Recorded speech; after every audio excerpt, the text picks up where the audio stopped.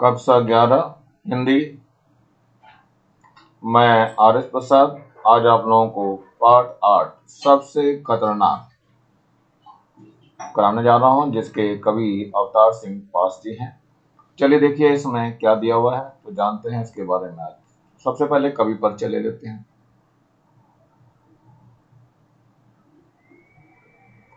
जीवन परिचय है इनका। समकालीन पंजाबी साहित्य के महत्वपूर्ण कवि पास का जन्म सन 1950 में तलपंडी सलेम गांव, जिला जालंधर, पंजाब में हुआ था।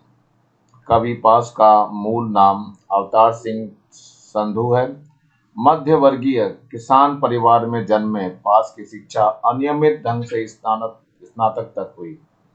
इन्होंने जन चेतना फैलाने के लिए अनेक साहित्यिक सांस्कृतिक कार्यक्रमों का आयोजन किया तथा सियाड़, हेमज्योति, हाक, एंटी 47 जैसे पत्रिकाओं का संपादन किया।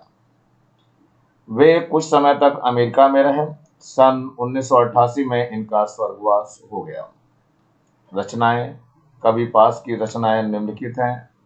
लौ कथा, उड़दे बंजा मगर, सांडे सामिया बीच, लड़ेंगे साथी पंजाबी, बीच का रास्ता नहीं होता, लहू है कि तब भी गाता है, हिंदी अनुवाद है।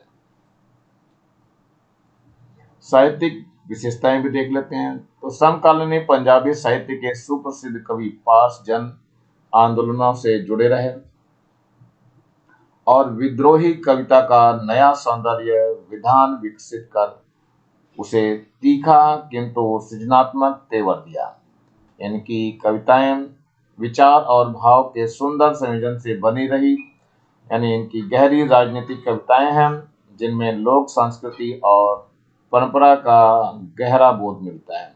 वे जन सामान्य की घटनाओं पर आउटसाइडर की तरह प्रतिक्रिया व्यक्त नहीं करते, अपितु इनकी कविताओं में वह व्यथा, निराशा और गुस्सा नजर आता है जो गहरी संस्पृक्तता के बगैर संभव ही नहीं है। पाठ का संक्षिप्त परिचय ले लेते हैं। क्या हुआ है पाठ में? तो प्रस्तुत सबसे खतरनाक कविता दिनों दिन अधिकाधिक निशंस और क्रूर होती जा रही दुनिया की विद्रूपताओं के चित्रण के साथ उन खौफनाक स्थितियों की ओर इशारा करती है जहां प्रतिकूलताओं से जूझने के लिए संकल्प छीन पड़ जा रहे हैं। पथराई आंखों सी तटस्थता से कवि की असहमति कवि इस प्रतिकूलता की तरफ विशेष संकेत करता है जहां आत्मा के सवाल बेमानी हो जाते हैं। जड़ स्थितियों को बदलने की प्यास के मर जाने और बेहतर भविष्य के सपनों के गुम हो जाने को कवि सबसे खतरनाक स्थिति मानता है। चलिए देखते हैं क्या है कविता।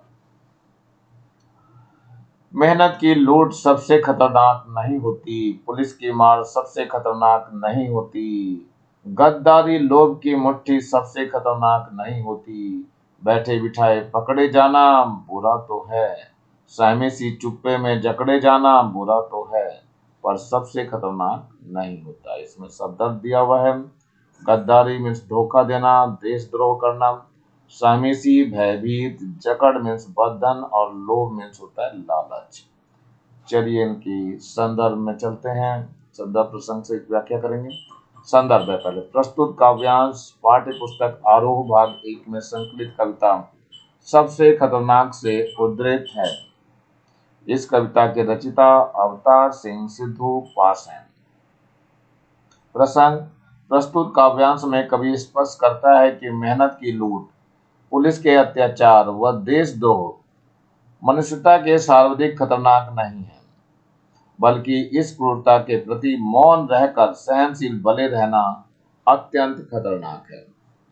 व्याख्या है कवि कहता है कि यह सही है कि मेहनत के बदले उचित मूल्य न मिलना खतरनाक होता है, परंतु यह सबसे खतरनाक बात नहीं है।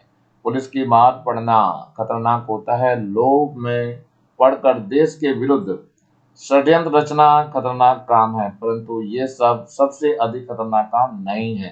संघर्ष किए बिना पुलिस द्वारा पकड़े जाना एवं जेल में डाल दिए जाना भी बहुत खराब स्थिति है। अन्याय के विरुद्ध चुपचाप सहमे पड़े रहना भी बुरी स्थिति है, परंतु इन सबको मानवता के लिए सबसे खतरनाक नहीं कहा जा सकता है। विशेष देखते हैं। नंबर 1, यह कविता अपने आवेगपूर्ण मौलिक शैली के कारण पाठकों को प्रभावित करती है। इसमें अनुभूति तथा जीवन की विविध स्थितियों का मार्मिक चित्रण है। नंबर 2 है, गद्दारी लोभ में सामासिक शैली का प्रयोग किया गया है। नंबर 3, सहमी सी व जकड़े जाना में क्रमशः उपमा व अनुप्रास अलंकार है। प्रश्न देखते हैं। नंबर 1, सबसे खतरनाक कविता किस प्रसंग में लिखी गई है? तो उत्तर है, देश में दिन प्रतिदिन बढ़ रही अराजकता, अत्याचार, हत्याएं, दुष्कर्म, मारकाट आदि को चुपचाप सहन कर लेना, इसके विरुद्ध आवाज न उठाना अर्थात निष्क्रिय हो जाना के प्रसंग में कविता लिखी गई है। कवि सतत प्रगतिशील और सक्रियता पर जोर देता है।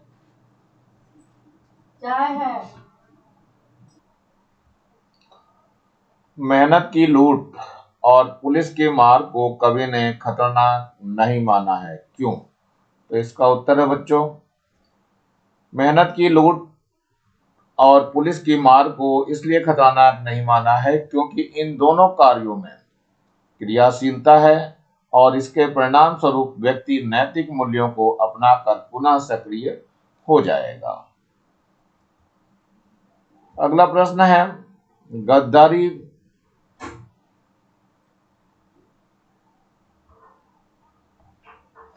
गद्दारी और लोभ अनैतिक कार्य होते हुए भी कवि ने इसे खतरनाक नहीं कहा है।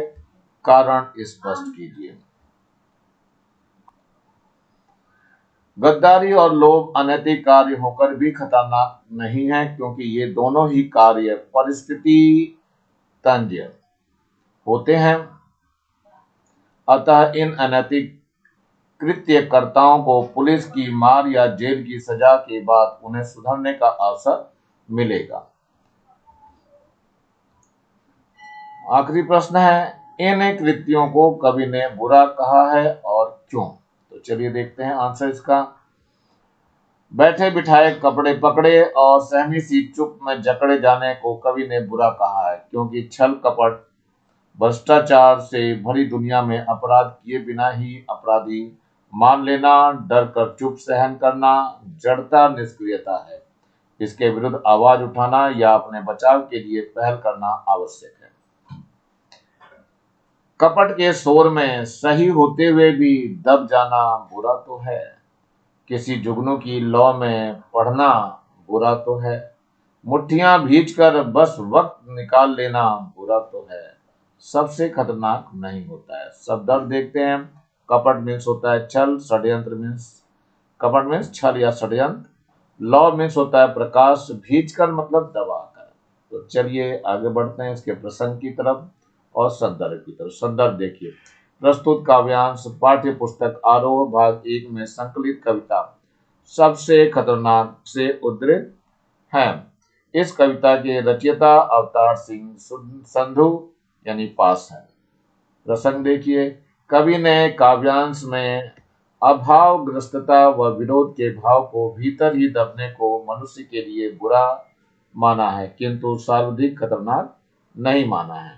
व्याख्या देखिए, कवि कहता है, यह बात बुरी एवं खतरनाक है कि चारों ओर छल कपट को देखकर भी व्यक्ति चुप रहे, उसके विरुद्ध आवाज न उठाए। यह बात भी बुरी है कि व्यक्ति जुगनू के प्रकाश में पढ़े अर्थात अल्प ज्ञानी को गुरु बनाकर ज्ञान प्राप्त करे। यह भी बात बुरी है कि व्यक्ति अन्याय के विरोध में संघर्ष करना चाहे किंतु कुछ ना कर सके, केवल अपनी मुट्ठियां भींचता रहे।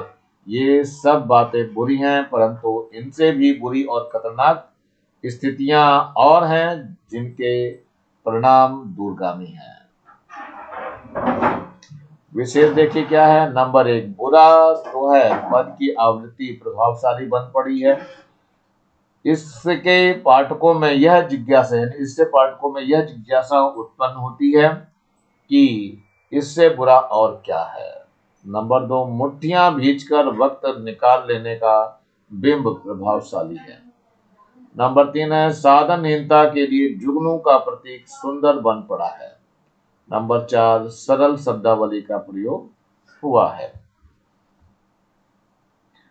प्रश्न है इसमें नंबर 1, जुगनू की लौ में पढ़ना बुरा है का आशय स्पष्ट कीजिए। तो उत्तर है ये बच्चों, जुगनू की लौ अर्थात अति न्यूनतम प्रकाश, जुगनू के प्रकाश में पढ़ना संभव नहीं है, उसी प्रकार अल्प ज्ञानी से शिक्षा ग्रहण करना भी असंभव है। नंबर दूसरा प्रश्न है, मुट्ठियां भींचकर वक्त निकाल लेना क्यों बुरा है। तो उत्तर है ये, मुट्ठियां भींचकर अर्थात स्वयं को दबा लेना, सब कुछ ज्ञात होने पर भी जड़त्व बने रहना, प्रयास न करना, यूं ही वक्त गंवाना बुरा है, क्योंकि अवसर से व्यक्ति चूक जाएगा, अंतकाल पश्चाताप करना ही शेष रह जाएगा। सबसे खतरनाक होता है मुर्दा शांति से भर जाना, ना होना तड़प का सब सह कर जाना, घर से निकलना काम पर और काम से लौट घर आना। सबसे खतरनाक होता है हमारे सपनों का मर जाना। सबसे खतरनाक वह घड़ी होती है आपकी कलाई पर चलती हुई भी जो आपकी निगाह में दुखी होती है। चलिए इसके संदर्भ देखते हैं। तड़प मीन्स अत्यंत दुखी होना, निगाह मीन्स नजर या दृष्टि, मुर्दा शांति मीन्स निष्क्रिय जीवन, निठल्ला होना, सपनों का मरना मतलब इच्छाओं का नष्ट होना। तो पहले संदर्भ लेते हैं। प्रस्तुत काव्यांश पाठ्य पुस्तक आरोह भाग 1 में संकलित कविता सबसे खतरनाक से उद्धृत है। इस कविता के रचयिता अवतार सिंह सिंधु यानी पास हैं। प्रसंग देखिए, प्रस्तुत काव्य में कवि ने मनुष्य के लिए सर्वाधिक खतरनाक स्थिति का वर्णन किया है। देखो व्याख्या, कवि कहता है कि जीवन में सबसे खतरनाक तब होता है जब व्यक्ति जीवन के उल्लास व उमंग से मुंह मोड़कर तथा निराश व अवसाद से घिरकर सन्नाटे में जीने का अभ्यस्त हो जाता है। उसके अंदर कभी न समाप्त होने वाली शांति छा जाती है। वह मूक दर्शक बनकर सब कुछ चुपचाप सहन करता है। वह घर से काम पर जाता है और काम समाप्त करके घर लौटता है। उसका जीवन मशीन के समान हो जाता है। उसके सभी सपने मर जाते हैं और जीवन में कोई नयापन नहीं रह जाता है। सबसे खतरनाक दृष्टि वह है जो अपनी कलाई पर बंधी घड़ी को सामने चलता देखकर भी यह सोचे कि जीवन स्थिर है, अर्थात जो मनुष्य नित्य होते प्रयत्नों को देखकर भी उसके अनुसार न बदलता है न बदलना चाहता है, किंतु अपने ढर्रेदार मुर्दा जीवन को सच मानता है, वह खतरनाक है। विशेष देखो क्या है। नंबर 1, कवि संघर्ष और प्रगति को जीवन के लिए आवश्यक मानता है, इसलिए वह जड़ता और निष्क्रियता की निंदा करता है। नंबर 2, मुर्दा शांति में प्रयुक्त मुर्दा विशेषण कवियों के भाव को अत्यंत प्रभावी ढंग से प्रकट करता है। नंबर 3 है, घड़ी का बिंब बहुत सार्थक है तथा कवि की कथन शैली अनूठी है। प्रश्न है नंबर 1, कवि ने सबसे खतरनाक किसे कहा है। तो ये उत्तर है नंबर 1, मुर्दा शांति से मर जाना, सपनों का मर जाना और रुकी हुई घड़ी को खतरनाक कहा है। नंबर 2 पे जो मुर्दा शांति से मर जाने का भाव स्पष्ट करो। तो ये उत्तर है, मुर्दा शांति से मर जाना अर्थात जड़ता शून्यता, व्यक्ति अन्याय को चुपचाप सहन कर ले, तड़पे नहीं, न ही विरोध करे व्यक्त करे। नंबर तीसरा है, कवि के अनुसार सपने कैसे मर जाते हैं। तो उत्तर है ये, कवि के अनुसार जीवन में सपने हो ख्वाब हो, किंतु रोजमर्रा के जीवन में मशीन की तरह सतत कार्य करते रहना और सपनों को साकार करने का अवसर ही न मिल पाना सपनों का मर जाना है। नंबर 4 है, कवि ने उस वक्त को खतरनाक कहा है जिसकी कीमत को महत्व को न समझते हुए व्यक्ति निष्क्रियता के कारण गंवा देता है, जड़ हो जाता है, जिसकी कलाई में पहनी हुई घड़ी समय वक्त के गतिशील होने का संकेत कर रही होती है। सबसे खतरनाक वह आंख होती है जो सब कुछ देखती हुई भी जमी बर्फ होती है, जिसकी नजर दुनिया को मोहब्बत से चूमना भूल जाती है, जो चीजों से उठती अंधेपन की भाप पर लुढ़क जाती है, रोजमर्रा के क्रम को पोती हुई एक लक्ष्यहीन दोहराव के उलटफेर में खो जाती है। तो पहले शब्दार्थ देखते हैं। ढोलक मीन्स गिरना होता है, जमी बर्फ मीन्स संवेदन शून्यता, दुनिया मीन्स संसार, मोहब्बत मीन्स प्रेम, और रोजमर्रा दैनिक कार्य उलटफेर चक्कर, और दोहराव का मतलब है असमंजस या दोहराना। संदर्भ की बात करते हैं। प्रस्तुत काव्यांश पाठ्य पुस्तक आरोह भाग 1 में संकलित कविता सबसे खतरनाक से उद्धृत है। इस कविता के रचयिता अवतार सिंह संधू पास हैं। तो प्रसंग देखते हैं क्या है। इन पंक्तियों में कवि पास ने संवेदनाहीनता को मानवता के लिए सर्वाधिक हानिकारक माना है। व्याख्या देखें क्या करते हैं। कवि सामाजिक विद्रूपता का विरोध न करने को खतरनाक मानता है। वह कहता है कि वह आंख बहुत खतरनाक होती है जो अपने सामने हो रहे अन्याय को संवेदन शून्य होकर वैसे देखती रहती है जैसे वह बर्फ हो, जिसकी नजर इस संसार को प्यार से चूमना भूल जाती है, अर्थात जिस नजर से प्रेम व सौंदर्य की भावना समाप्त हो जाती है और हर वस्तु को घृणा से देखती है, वह नजर खतरनाक हो जाती है। ऐसी नजर वस्तु के स्वार्थ के लाभ में अंधी हो जाती है तथा उसे पाने के लिए ललायित हो उठती है, वह खतरनाक होती है। वह जिंदगी जो दैनिक क्रियाकलापों में संवेदनहीनता के साथ भटकती रहती है, जिसका कोई लक्ष्य नहीं है, जो लक्ष्यहीन होकर अपनी दिनचर्या को पूरा करती है, खतरनाक होती है। विशेष देखिए क्या है। नंबर 1 है कवि ने संवेदन शून्यता पर गहरा व्यंग किया है। नंबर 2 है खड़ी बोली का प्रयोग हुआ है। नंबर 3 है जमी बर्फ, मोहब्बत में चूमना, अंधेपन की भाप, रोजमर्रा के क्रम को पीती ए आदि नए भाषिक प्रयोग है। नंबर 4 है भाषा व्यंजन प्रधान है। प्रश्न नंबर 1 है कवि ने कैसी आंखों को जमी बर्फ कहा है। तो ये उत्तर है इसका। कवि ने उस आंख को जमी बर्फ कहा है जो सब कुछ देखकर भी अनदेखा कर देती है। नंबर दूसरा है अंधे की भाप में लुढ़कने का क्या अर्थ है, यानी क्या तात्पर्य है। तो ये उत्तर है आपका। अंधे की भाप पर लुढ़कना अर्थात अंधविश्वास, अन्याय या कुरीतियों को मानना है, उनका समर्थन करना है। नंबर 3 पे चलते हैं। लक्ष्यहीन दोहराव क्या है। तो उत्तर देखिए इसका। लक्ष्यहीन दोहराव अर्थात रोजमर्रा के कार्यों में ऐसी व्यवस्था जिसका कोई सार्थक लक्ष्य नहीं है, बिना लक्ष्य के क्रियाशील होना भी निष्क्रियता और जड़ता का परिचायक है। सबसे खतरनाक वह चांद होता है जो हर हत्याकांड के बाद वीरान हुए आंगनों में चढ़ता है, पर आपकी आंखों को मिर्ची की तरह नहीं गढ़ता है। शब्दार्थ देखते हैं। वीरान मीन्स होता है जनहीन, अकेला, एकांत। गढ़ता मतलब चुभना। हत्याकांड मीन्स हत्या का कर्म करना। संदर्भ देखिए क्या है। प्रस्तुत काव्यांश पाठ्य पुस्तक आरोह भाग 1 में संकलित कविता सबसे खतरनाक से उद्धृत है। इस कविता के रचयिता अवतार सिंह सिद्धू यानी पास है। तो जरा देखिए क्या है। प्रसंग पे चलते हैं। इस कविता में कवि चांद के माध्यम से उस खौफनाक स्थिति की ओर इशारा करता है जहां प्रतिकूलताओं से जूझने के संकल्प छीन पड़ते जा रहे हैं। व्याख्या देखते हैं। कवि कहता है कि चांद सबसे खतरनाक होता है जो हर हत्याकांड के बाद हत्या के शिकार लोगों के सोने आंगन पर चढ़ता है, फिर भी वह आंखों में खटकता नहीं।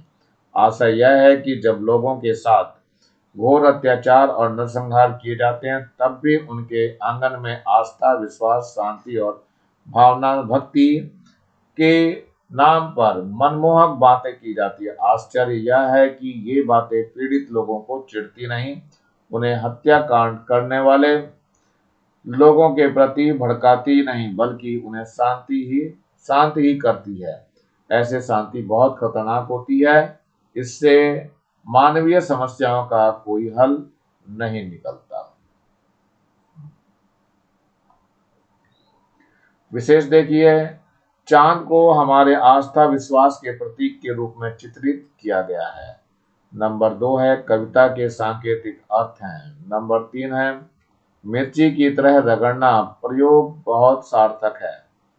नंबर 4 की बात कर लीजिए, कविता की शैली आवेशपूर्ण एवं मौलिक है। नंबर 5 है मुक्त छंद की कविता है।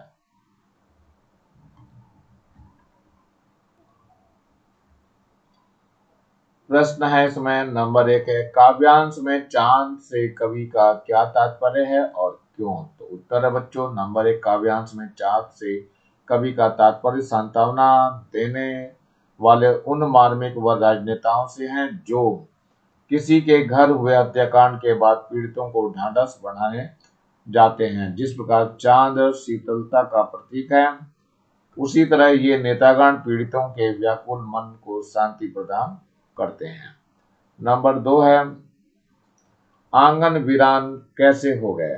तो आंसर है नंबर 2 का देश व समाज में होने वाले नरसंहार सामूहिक हत्याकांड से आंगन सोना यानी वीरान हो गया है।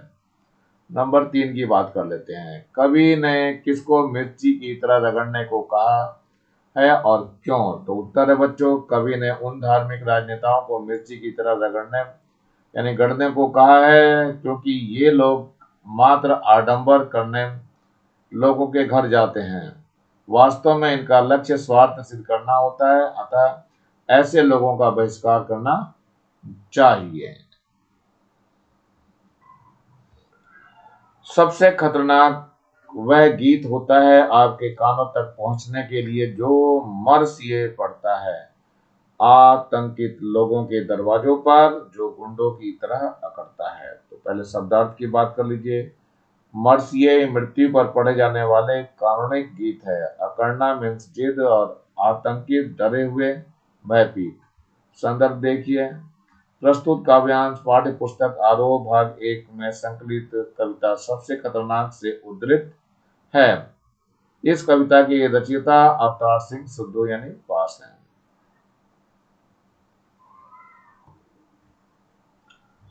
प्रसंग, कवि के अनुसार यह गीत सबसे खतरनाक होते हैं जो व्यक्ति में उत्साह की जगह भय पैदा करता है। व्याख्या देखिए, कवि कहता है कि ऐसे गीत सबसे खतरनाक होता है जो आपका ध्यान खींचने के लिए करुणा भरे स्वर व्यक्त करते हैं, अर्थात जो व्यक्ति में उत्साह की बजाय उसमें भय उत्पन्न करते हैं, जो डरे हुए लोगों को गुंडों की भांति और अधिक धमकाते हैं, उन्हें लज्जित कराते हैं, चिढ़ाते हैं तथा भयभीत करते हैं।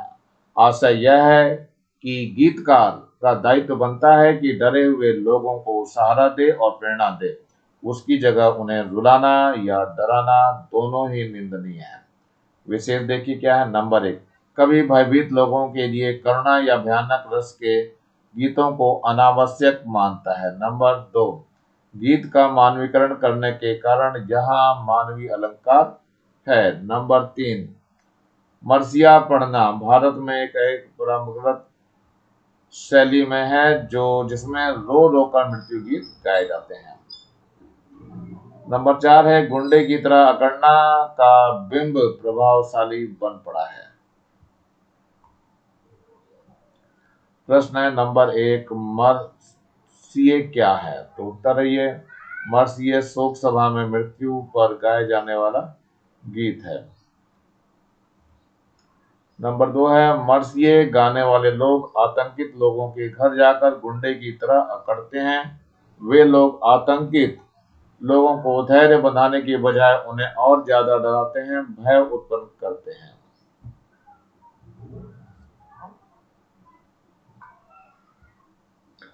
सबसे खतरनाक वह रात होती है जो जिंदा रूह के आसमानों पर ढलती है, जिसमें सिर्फ उल्लू बोलते और हुआ हुआ करते गीदड़ हमेशा के अंधेरे बंद दरवाजों चौगाटों पर चिपक जाते हैं। तो पहले शब्दार्थ देख लेते हैं इसके। जिंदा रूह मतलब जीवित आत्मा, चौगाटों में चौखट। संदर्भ देख लेते हैं, प्रस्तुत काव्यांश पाठ्य पुस्तक आरोह भाग 1 में संकलित कविता सबसे खतरनाक से उद्धृत है। इस कविता के रचयिता अवतार सिंह सिद्धू यानी पास हैं। तो चलते हैं, आगे बढ़ते हैं बच्चों, जरा ये प्रसंग पे आ जाओ। प्रस्तुत पद्यांश में कवि रूढ़ियों एवं परंपराओं से उत्पन्न अज्ञान एवं कायरता को मानवता के लिए सर्वाधिक खतरनाक मानता है। व्याख्या देखते हैं। कवि कहते हैं कि जब किसी जीवित आत्मा के आसमान पर निराशा रूपी रात्रि का घना अंधेरा छा जाता है और उसमें कोई उत्साह नहीं रह जाता है, ऐसी रात बहुत खतरनाक होती है। उसके हर कोने चौखट पर उल्लू व गीदड़ों की तरह शोक व भय चिपक जाते हैं, जो कभी निराशा से उबरने नहीं देते। अर्थात यानी तात्पर्य यह है कि वे अंध रूढ़ियां सबसे खतरनाक होती हैं, जो जीवित मनुष्यों के दिलों पर प्रभावी हो जाती है। उन रूढ़ियों का महिमा गान करने वालों को लोग उल्लू और गिदड़ों की भांति हुआ हुआ करते हुए अज्ञानी लोगों के हृदय पर सवार हो जाते हैं। वे उन्हें रूढ़ियों को तोड़कर बाहर नहीं निकलने देते हैं। विशेष देखिए, कवि रूढ़ियों का कट्टर विरोधी है, इसलिए उसके स्वर में प्रखर व्यंग और विरोध का भाव है। नंबर 2, उर्दू शब्दावली का प्रयोग हुआ है। नंबर 3 है भाषा प्रभावपूर्ण है। नंबर 4 है आपका विभिन्न बिंबों का प्रयोग हुआ है। प्रश्न है नंबर 1, सबसे खतरनाक किस रात को कहा गया है और क्यों? तो ये उत्तर है, सबसे खतरनाक वो रात होती है जब अंधविश्वास और रूढ़ियां जागृत सजग लोगों को अपने आगोश में ले लेती है, प्रभावित करती है। नंबर 2 की बात करते हैं, उल्लू और गीदड़ किसके प्रतीक हैं? तो उत्तर है ये, उल्लू और गीदड़ विवेकहीन अंधविश्वासी कायर के प्रतीक हैं, जो कुरीतियों को बढ़ावा देते हैं। नंबर 3 की बात करिए, जिंदा रूह के आसमानों पर क्या ढलती है? नंबर 4 है काव्यांश के माध्यम से कवि क्या संदेश दे रहा है, ये बताना है। तीसरे प्रश्न का उत्तर है, जिंदा रूह के आसमानों पर अर्थात आत्मिक रूप से जागृत लोगों को रूढ़ियों और अंधविश्वासों को मानने वाले लोग अपने प्रभाव में लेकर उन्हें परंपराओं को मनवाने का प्रयास करते हैं। इसी तरह से इसको देखा जाता है। नंबर 4 है आपका, काव्यांश के माध्यम से कवि ने अंधविश्वास और आडंबरों को मानने वाले लोगों को आत्मिक रूप से सजग और ज्ञानियों को अपने जाल में फंसाने का प्रयास करते हैं, उनसे बचकर रहना चाहिए। सबसे खतरनाक वह दिशा होती है जिसमें आत्मा का सूरज डूब जाए और उसकी मुर्दा धूप का कोई टुकड़ा आपके जिस्म के पूरब में चुभ जाए। मेहनत की लूट सबसे खतरनाक नहीं होती है, पुलिस की बात सबसे खतरनाक नहीं होती है, गद्दारी लोग की मुट्ठी सबसे खतरनाक नहीं होती है। अब शब्दार्थ लेते हैं। शब्दार्थ जिसमें देखो शरीर है और पूरब है, पूर्व दिशा में है।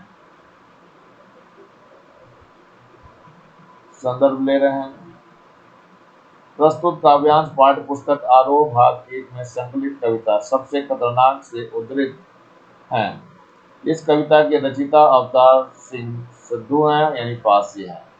प्रसंग देखते हैं। प्रस्तुत पद्यांश में कवि अंतरात्मा की आवाज को सुनने करने को सबसे खतरनाक मानता है।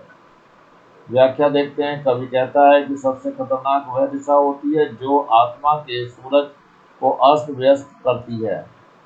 आशय यह है कि किसी व्यक्ति अपने अंदर की आवाज को नहीं सुनता, उसकी मुर्दा जैसी स्थिति हो जाती है जो खतरनाक होती है। इससे सोच मुर्दा धूप की तरह होती है तथा मनुष्य के शरीर में कांच के टुकड़े की तरह चुभती है। आशा है कि ऐसी विचारधारा जो रूढ़ियों से ग्रस्त है मनुष्य के मन में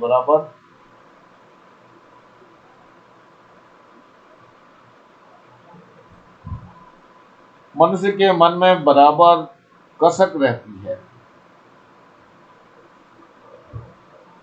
कवि कहता है कि किसी की मेहनत की कमाई लूट जाए तो वह खतरनाक नहीं होती। पुलिस की मार या गद्दारी आदि भी खतरनाक नहीं होती, बल्कि सबसे खतरनाक स्थिति वह होती है जब व्यक्ति के अंदर विषम परिस्थितियों में संघर्ष करने की क्षमता या समाप्त हो जाए। इसे देखिए, कवि पुराणपंथी विचारधारा का विरोध करता है। वह रूढ़ एवं शांति बनाए रखने वाली विचारधारा को मुर्दा धूप का टुकड़ा कहते हैं, जो कांच के टुकड़े की भांति मनुष्य के शरीर में चुभा हो। यह नवीन प्रयोग अत्यंत सशक्त है।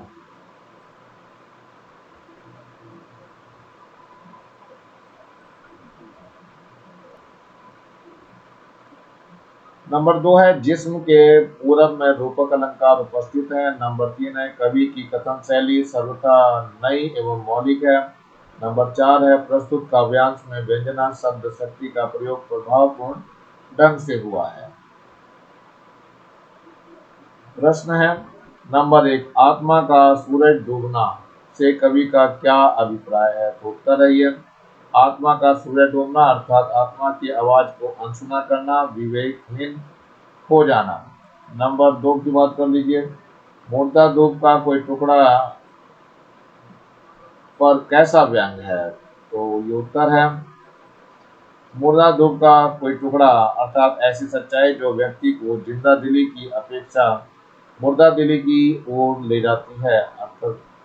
अर्थात त्याग, अहिंसा, सहिष्णुता, बलिदान जैसे अनेक बातें व्यक्ति को शांत, सहिष्णु, प्रतिक्रियाहीन व जड़ बनाती है, जिससे वह निर्जीव ही रहता है। अतः ऐसी कहरता को छोड़ना चाहिए। नंबर 3 है कविता का शीर्षक सबसे खतरनाक है और रचयिता का नाम अवतार सिंह पास है। चलिए इसको देखते हैं। प्रश्न है यहाँ पे, कवि ने किस आशय से मेहनत की लूट, पुलिस की मार, गद्दारी लोग को सबसे खतरनाक नहीं माना है? तो उत्तर है, कवि मेहनत की लूट, पुलिस की मार, गद्दारी लोग को खतरनाक नहीं मानता, क्योंकि कवि की दृष्टि में ये बातें अनिवार्य रूप से मनुष्य को गतिविहीन या जड़ नहीं बनाती। सबके होते हुए भी मनुष्य गतिशील एवं संवेदनशील बना रहता है, इसलिए कवि ने इन्हें सबसे खतरनाक नहीं माना है।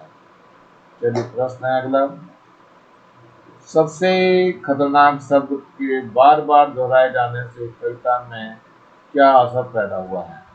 तो उत्तर है, सबसे खतरनाक शब्द के बारे में सबसे खतरनाक शब्द के बार बार दोहराए जाने से खतरनाक बातों के प्रति पाठकों का ध्यान अधिक गया है।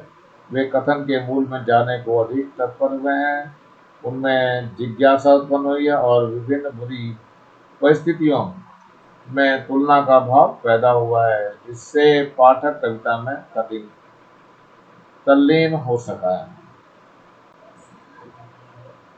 कवि ने कविता में कई बातों को बुरा ना कहकर बुरा तो है कहा है। तो के प्रयोग से कथन की भंगिमा में क्या बदलाव आया, स्पष्ट कीजिए। तो उत्तर है, कवि ने समाज में व्याप्त कई बुराइयों के लिए कहा है जो बुरा तो है। इस तो शब्द के जोड़ने से कवि का अभिप्राय यह है कि समाज में ये बुराइयां तो हैं, पर इनसे और भी अधिक भयंकर बुराइयां हैं जो समाप्त नहीं हो रही हैं। तो शब्द से तुलनात्मक स्थिति का ज्ञान होना सरल हो जाता है। मुर्दा शांति से भर जाना और हमारे सपनों का मर जाना, इनको सबसे खतरनाक माना गया है। आपकी दृष्टि में इन बातों में परस्पर क्या संगति है और ये क्यों सबसे अधिक खतरनाक है? तो उत्तर है ये, मुर्दा शांति से भर जाना का अर्थ है निष्क्रिय होना, जड़ हो जाना या प्रतिक्रिया शून्य हो जाना। ऐसी स्थिति बहुत खतरनाक है। ऐसा व्यक्ति सामाजिक अन्याय के खिलाफ संघर्ष नहीं कर पाता, उनके मन में किसी प्रकार की कोई प्रतिक्रिया नहीं होती है, वह जीवित होते हुए भी मृत के समान होता है। हमारे सपनों का मर जाना का अर्थ है कुछ करने की इच्छा समाप्त होना। मनुष्य कल्पना करके ही नए नए कार्य करता है तथा विकसित होता है। अब सपनों के मर जाने से हम यथास्थिति को स्वीकार करके स्थिर एवं विचार शून्य हो जाते हैं। प्रश्न है, सबसे खतरनाक वह घड़ी होती है जिसकी जो आपकी कलाई पर चलती हुई भी जो आपकी निगाह में रुकी होती है। इन पंक्तियों में घड़ी शब्द की व्यंजना से अवगत कराइए। तो उत्तर है, घड़ी शब्द के दो अर्थ हैं। एक अर्थ जीवन से है, घड़ी जीवन की तरह चलता रहता है। जब व्यक्ति में आगे बढ़ने की चाह समाप्त हो जाती है तब उसकी घड़ी जो है रुका कहा जाता है, रुकी हुई कही जाती है। दूसरा अर्थ निश्चित दिनचर्या से है, घड़ी एक निश्चित तरीके से चलती रहती है। उसी प्रकार व्यक्ति भी यंत्र के समान घर से काम व काम से घर पर आता है। उसके मन में उमंग नहीं, उसकी जिंदगी में ढेरों पर चलती है और वह उनमें कोई बदलाव नहीं करना चाहता। प्रश्न है, वह चांद सबसे खतरनाक क्यों होता है जो हत्याकांड बाद आपकी आंखों को मिर्ची की तरह नहीं करता? मिर्चों की तरह नहीं करता। चांद सौंदर्य का प्रतीक है, परंतु हत्याकांड के बाद कोई प्राणी सौंदर्य की कल्पना नहीं कर सकता। हत्या होने पर आम व्यक्ति के मन में आक्रोश उत्पन्न होता है। ऐसी स्थिति में मनुष्य को चांद आनंद प्रदान करने वाला नहीं लगता। जो लोग ऐसी स्थिति में आनंद देने की कोशिश करते हैं तो वे संवेदनशीलता वास्तविकता में खतरनाक है, यानी वास्तव में ही खतरनाक है। कवि ने मेहनत की लूट सबसे खतरनाक नहीं होती से कविता आरंभ करके फिर इसी से अंत क्यों किया होगा? उत्तर है, कवि ने मेहनत की लूट सबसे खतरनाक नहीं होती से कविता का आरंभ किया है और इसी पर अंत किया है। वह बतलाना चाहता है कि शोषण जैसी बातों से अधिक खतरनाक बातें और हैं। उन पर ध्यान लाने के लिए कवि ने यह प्रयोग किया है। कवि द्वारा उल्लिखित बातों के अतिरिक्त समाज में अन्य किन बातों को आप खतरनाक मानते हैं? तो उत्तर है ये, हिंसा करना, चोरी करना, अपहरण, बलात्कार, सांप्रदायिक आतंकवाद आदि अन्य खतरनाक समस्याएं हैं। समाज में मौजूद खतरनाक बातों को समाप्त करने के लिए आपके क्या सुझाव हैं? उत्तर है, समाज में मौजूद खतरनाक बातों को समाप्त करने के लिए संघर्ष करना चाहिए। हमें अपने विचारों को बदलना चाहिए तथा निरंतर गतिशील बने रहना चाहिए। हमें अपने रूढ़ियों को छोड़ना चाहिए। प्रश्न है, सबसे खतरनाक कविता का प्रतिपाद्य बताइए। तो उत्तर है, यह कविता पंजाबी भाषा से अनुदित है। यह दिनों दिन अधिकाधिक नृशंस और क्रूर होती जा रही दुनिया की विद्रूपताओं के चित्रण के साथ उस खौफनाक स्थिति की ओर इशारा करती है जहां प्रतिकूलता से जूझने के संकल्प छीन पड़ते जा रहे हैं। पथराई आंखों की तटस्थता से कवि की असहमति कवि इस प्रतिकूलता की तरफ विशेष संकेत करता है जहां आत्मा के स्वाद बेमानी हो जाते हैं, सवाल जो है बेमानी हो जाते हैं। जड़ स्थितियों को बदलने की प्यास में मर जाने और बेहतर भविष्य के सपनों के गुम हो जाने को कवि सबसे खतरनाक स्थिति मानता है। सपनों के मर जाने को सबसे खतरनाक क्यों कहा गया है? तो उत्तर है ये, सपनों के मर जाने को सबसे खतरनाक इसलिए कहा जाता है क्योंकि सपने ही मनुष्य को जीवन को आगे बढ़ने की प्रेरणा देते हैं, जिससे मनुष्य जीवन में निरंतर विकास करता है। सबसे खतरनाक आंखें किसे कहा गया है? उत्तर है, सबसे खतरनाक आंख वह आंख होती है जो सब कुछ देखते हुए भी सबको अनदेखा कर देती है, जिसमें संवेदना नहीं होती है, प्यार नहीं होता है, जो अंधेपन अर्थात कट्टरता या अज्ञान पर फिदा हो जाती है, जो रोजमर्रा के जीवन में लीन रहती है।